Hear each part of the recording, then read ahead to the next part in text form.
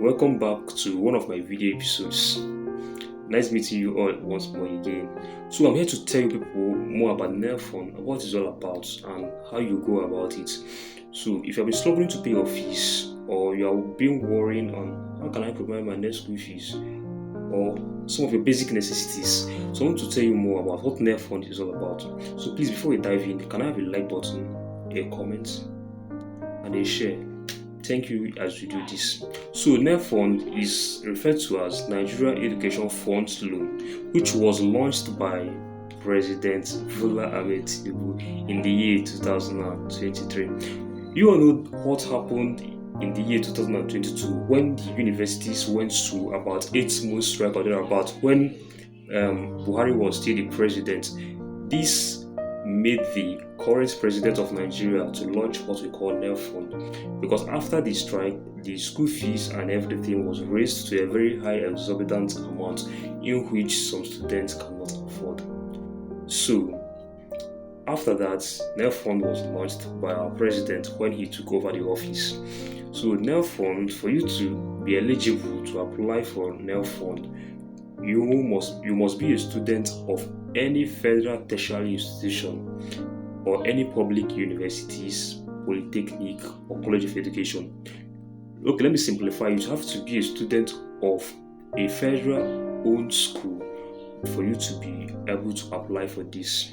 So that's what guarantees you for applying for Nelfund. About it, if you're interested in this Nelfund, go to your Google, search for https://nelf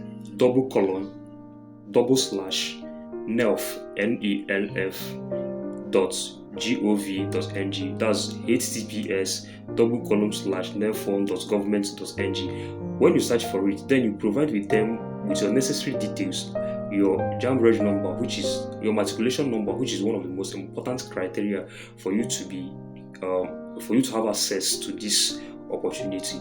Then you submit some of the required documents to them, some of the required documents in which they will approve before you get access to this Nelfund.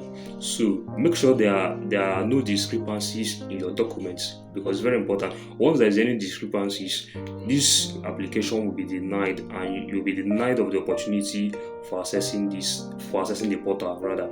So then you keep in track of the documents you submitted, keep in track with them to know when it's been approved.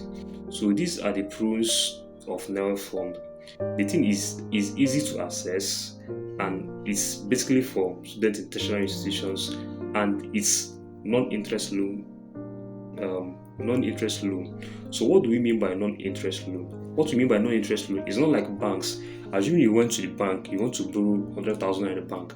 Bank will tell you at the end of the year, you're giving us 50% interest of 100,000 naira. So you know what the 50% interest implies. But in Nelfund, if you borrow them 1,000 naira, in the next 5 years, what you're going to give them is 1,000 naira. So that's why it's a very fantastic opportunity for you. So these are the cons, these are the disadvantages of it. The disadvantages of it is that if you are going to a state universities, you cannot access it. And another thing is that what you have to know about Nelfund again is that the repayment starts maybe 2 years after your NYSCS or whenever you get employed.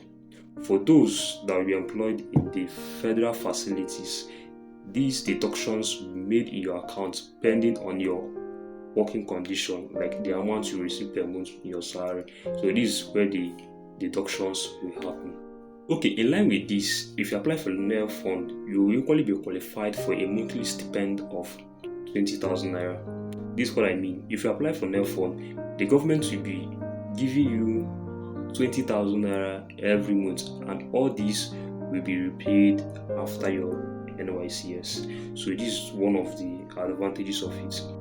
And kindly note that this opportunity is for Nigerians or those schooling in Nigerians. So if you find this video helpful and you know anyone that this video will be very important to, please can you forward it to them? Thank you as you do that. Till we meet again, I'm by name David IDC. Bye.